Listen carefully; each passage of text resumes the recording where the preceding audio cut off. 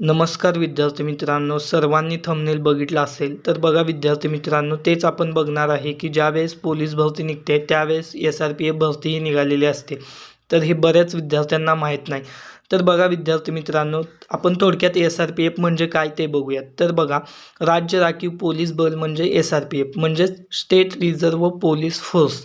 तर बघा विद्यार्थी मित्रांनो, याच्यामध्ये काही गट असतात. त्या गटानुसार जेवढ्या राखीव जागा आहेत त्या गटामध्ये त्या जागा भरून घेतल्या जाते.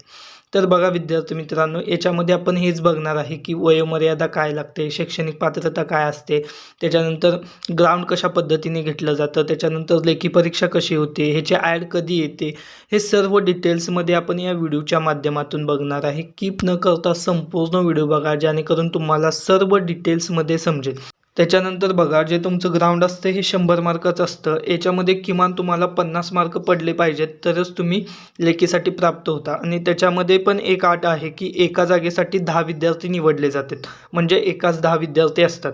त्याच्यानंतर बघा, याच्यासाठी वयोमर्यादा असते 18 ते 25 वर्ष, शैक्षणिक पात्रता असते 12वी पास, उंची असते 168 सेंटीमीटर, छाती असते तुमची न फुगवता 79 आणि किमान 5 फुगली पाहिजे.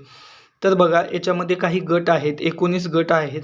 तर आत्ता 2 ॲड झालेले आहेत. आधी टोटल 17 गट होते.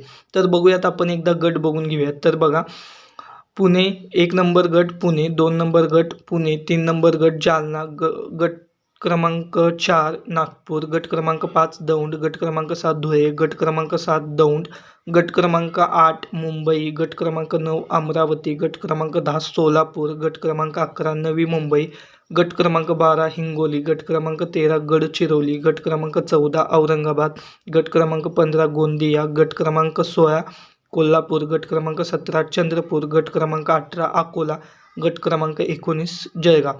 तर बघा, अशा पद्धतीने तुम्हाला 19 गट आहेत. तर बघा विद्यार्थी मित्रांनो, ज्यावेळेस पोलीस भरतीची ॲड येते त्यावेळेस SRPFची ही ॲड आलेली असते. याच्यामध्ये बघा, तुम्ही जसं की पोलीस भरतीसाठी कोणत्याही एका जिल्ह्यामध्ये फॉर्म भरू शकता, तसंच SRPFमध्येही कोणत्याही एकाच गटामध्ये तुम्ही फॉर्म भरू शकता. जर तुम्ही सोलापूरचे असाल तर तुम्ही पुणे जिल्ह्यामध्ये भरू शकता, दौंड कुठेही तुम्ही एका ठिकाणी तुम्ही फॉर्म भरू शकता. त्याच्यानंतर बघा, तुम्हाला ग्राउंडसाठी 3 इव्हेंट असतात. त्याच्यामध्ये 5 किलोमीटर धावणे असतं 50 गुणांसाठी, त्याच्यानंतर 100 मीटर धावणे असतं 25 गुणांसाठी आणि गोळाफेक असतो 25 गुणांसाठी.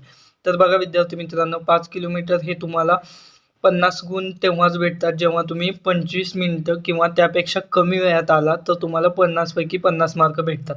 त्याच्यानंतर बघा, 25 मिनिटापेक्षा जास्त परंतु 26 मिनिटापेक्षा किंवा त्यापेक्षाही कमी वेळात आला तर तुम्हाला 45 गुण भेटतात. तर बघा, त्याच्यानंतर 26 मिनिटापेक्षा जास्त परंतु 27 मिनिटा किंवा त्यापेक्षाही कमी वेळात आला तर 40 गुण. तर बघा, अशा पद्धतीने त्याने कमी करत आलेले आहेत. जसं बघा, 28 एक मिनिट जर लेट आला तर तुमचे 5 गुण गेले, तिथं 5 मार्क गेले. अशा पद्धतीने त्यांनी गुण दिलेले आहेत. त्याच्यानंतर बघा, 100 मीटर धावणे याच्यामध्ये बघा, तुम्हाला याच्यामध्ये 25 गुण आहे 100 मीटर धावण्यासाठी. त्याच्यामध्ये बघा, 11.5 सेकंदात किंवा त्यापेक्षा कमी वेळात आला तर 25 गुण आहेत आणि 11.50 सेकंदापेक्षा जास्त परंतु 12.50 सेकंदापेक्षा कमी वेळात आला तर तुम्हाला 22 गुण आहेत आणि 13.50 सेकंदापेक्षा कमी वेळात आला तर 20 गुण आहेत. तर 100 मीटरमध्ये पण त्यांनी अशा पद्धतीने एक जसं सेकंद तुम्ही कमी येईल तसं कमी केलेले आहेत गुण. त्याच्यानंतर बघा, गोळाफेक हा तुमचा 7.260 किलोग्रॅमचा असतो. याच्यामध्ये बघा, 8.50 मीटर किंवा त्यापेक्षा जास्त फेकला तर तुम्हाला 25 गुण आहेत. त्याच्यानंतर 7.90 मीटर किंवा त्यापेक्षा जास्त परंतु 8.50 मीटरपेक्षा कमी तर तुम्हाला 23 गुण आहेत. 7.30 मीटर किंवा जास्त परंतु 7.90 मीटरपेक्षा कमी असेल तर 21 गुण आहेत. तशा पद्धतीने तुम्ही स्क्रीनवर बघू शकता. तशा पद्धतीने तुमचे गुण कमी होत जात आहेत. अशी टोटल ही तुमची 100 मार्काची फिजिकल एक्झाम असते आणि त्याचं मेरिट लागल्यानंतर तुमची लेखी परीक्षा असते. लेखी परीक्षा ही तुमची जशी कॉन्स्टेबलचा पेपर असतो तो सेम सिलेबस हा SRPFसाठी असतो. सेम एक्झाम सेम पॅटर्न तोच असतो. 100 गुणांची एक्झाम असते आणि लेखी आणि लेखी आणि जे ग्राउंडचे मार्क असतात ते मिळून तुमचं फायनल मेरिट लावलं जातं आणि त्याच्यानंतर तुमची निवड केली जाते.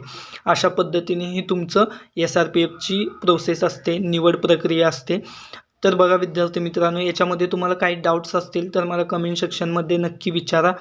तर बघा ही पोलीस भरती ही ऑक्टोबरमध्ये येण्याचे जास्त चान्सेस आहेत, कारण तुम्ही न्यूजला बघितलं असेल तर ऑक्टोबरपर्यंत ही भरती येऊन जाईल. ज्यावेळेस कॉन्स्टेबलचे फॉर्म सुटतात त्याच वेळेस ह्याचेही SRPFचेही जागा निघालेल्या असतात त्याच्यामध्ये. त्यावेळेस तुम्ही SRPFसाठीही अप्लाय करू शकता.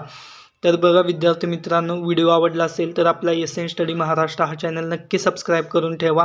अशाच नवनवीन गव्हर्नमेंट अपडेटसाठी. व्हिडिओ बघितल्याबद्दल धन्यवाद. थँक्यू.